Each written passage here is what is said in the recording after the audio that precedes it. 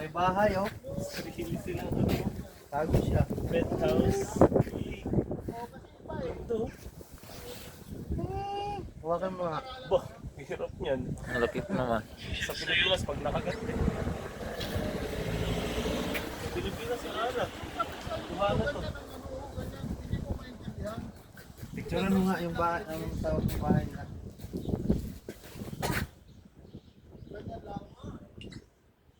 Pero Tapos, anong gagawin mo? ipapaintindi yan sa'yo. Katranslate ko sa asawa ko. Ipapaintindi yan sa'yo kung ano.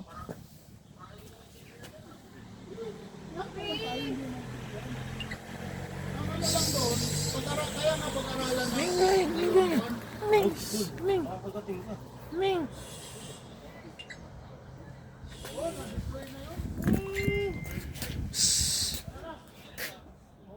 Nakapasa agad siya eh, 3 tayo.